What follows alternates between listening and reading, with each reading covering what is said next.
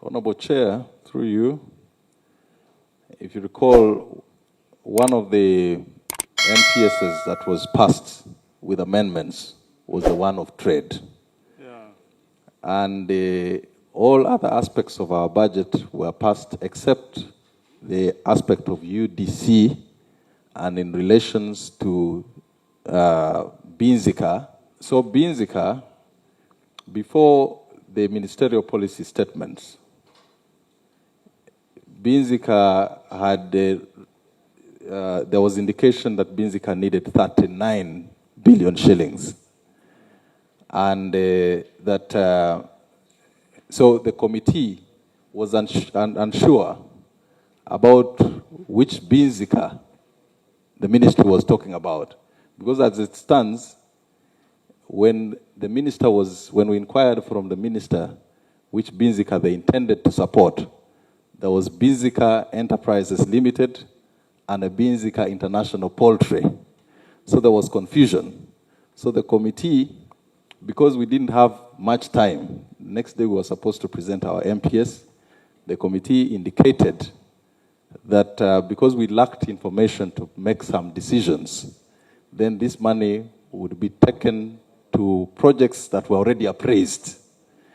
So when the minister appeared before the House on the day of presenting this MPS, he pleaded with the House that the question of Binzika was critical.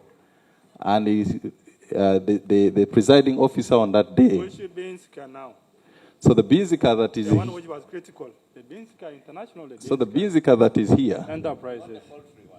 So the Binzika that is here is the Ugandan-owned Binzika, which is about 30 years old. It was a company incorporated in 1990. So the documents were brought to the committee. We have an entire file there.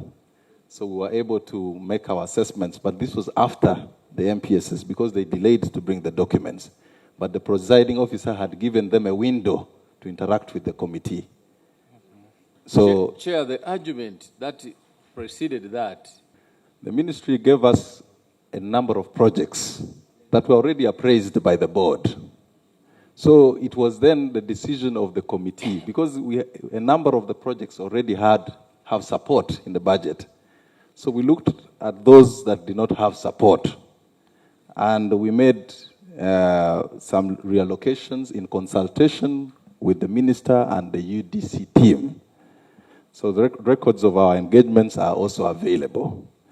So that's why there is no entity here that was picked out of the blue, but it was picked from those that were appraised and are available in the ministerial policy statement. And also for some of these projects... Clarification? Yes, Honorable Mpuga. Thank you, Honorable Chair. Thank you, Chair, for the committee for that information. I am looking at page 4, again on the initial referral of Binzika and fine spinners. Hitherto, Binzika had 39.77 billion, and then fine spinners 5. I need to understand whether the 5 was the initial allocation and how it catapulted to 30.4.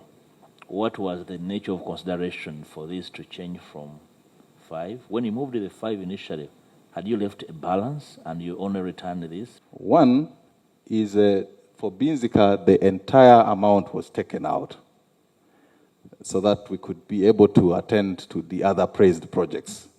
For fine spinners, 5 billion was removed, and we left the rest of the budget for fine spinners. Because you'll notice on the day of engagement, even in the House, the presiding officer had also indicated that indeed fine spinners had received so much support over the years. And so we thought the 5 billion would be taken and given to Lira, because which is in the same value they're in the textile ecosystem. So we would also be supporting in the spirit of balanced regional development.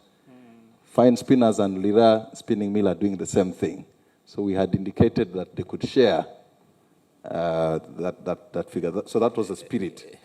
Mr. Chairman, we had talked of line regarding Lira spinning mill, and the indication is that this intervention is very important, but we really need to take into account it should be with the proposed new owner during the process of purchase, because as a community we want to own the spinning mill.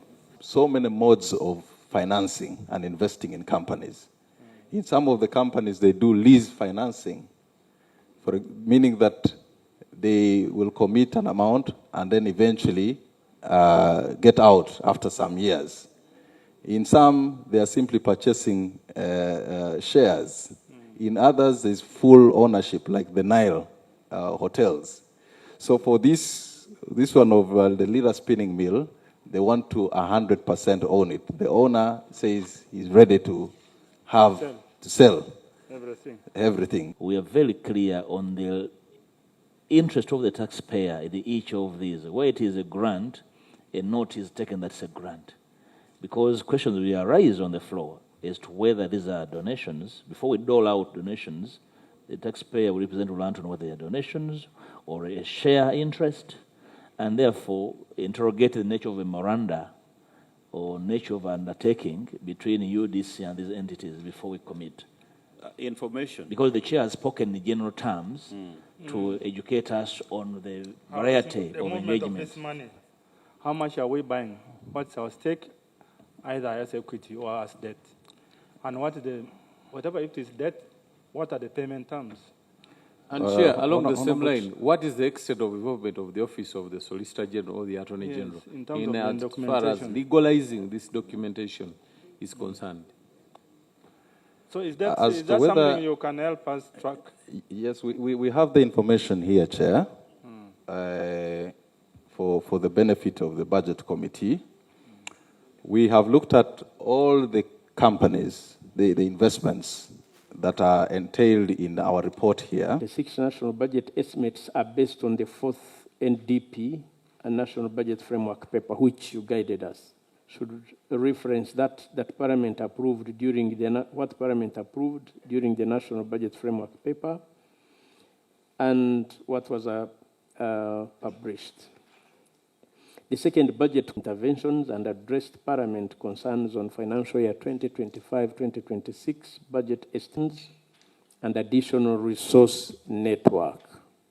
Now, one, in my sector, non-wage recurrent additional resources of 10.547 billion based on the budget framework provision for the Ministry of Internal Affairs. This funding supports the rollover of the supplementary budget for 24-25 to address shortfalls in the security coordination and community service orders for custodial sentences, totaling to 7.96 billion. Additionally, the subvention to Amnesty Commission amounting to 1.5. You can disregard the other billion. It was a mistake.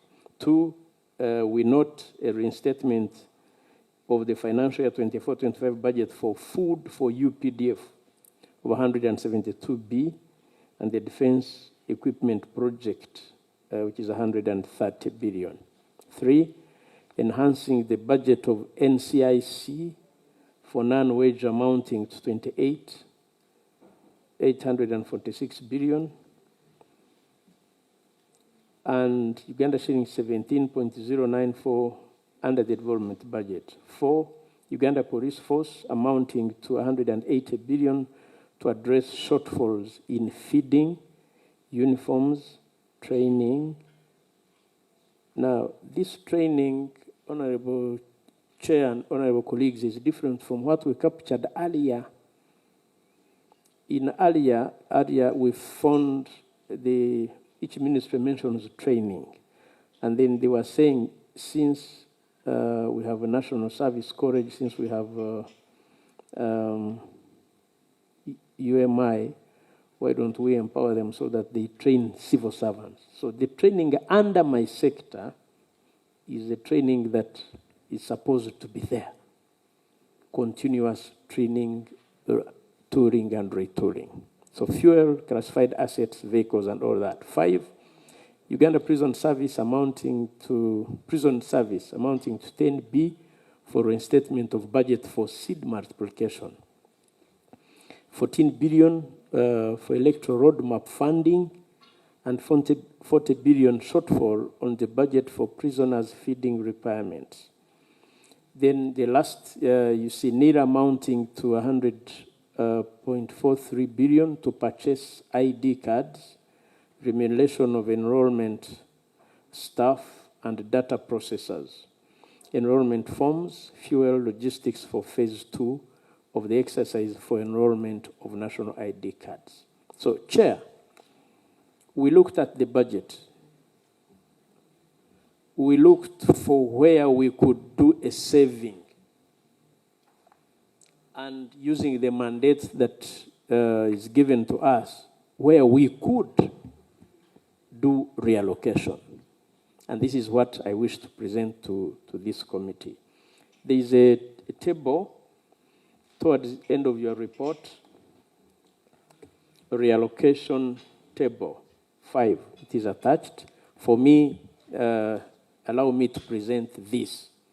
It is in line with our mandate.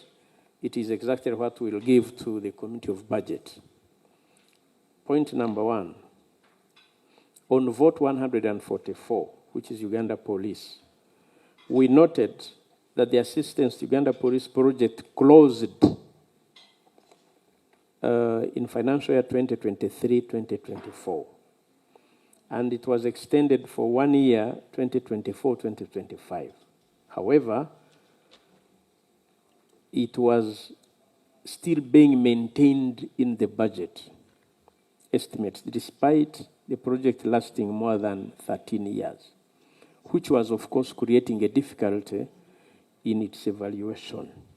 So the committee proposed that any outstanding contractual obligations be transferred to institution development projects of Uganda Police, and that the table indicates that. 2, we noticed a duplication under territorial policing. You can refer this to page 22 for details. You'll see it. So to reduce the operational budget, so we propose to reduce the operational budget of police, especially the fuel component, by 30% of the following departments. 1, metropolitan policing, and then mobile patrol. So we reallocated this saving, Honorable Chair, to CID, to K9 unit, most deserving, because they were starved and yet they are good. And we also reallocated it to Amnesty Commission. Honorable Chair, there was nothing we could, on defense budget, there was no saving. And this is what I present to you, honorable colleagues.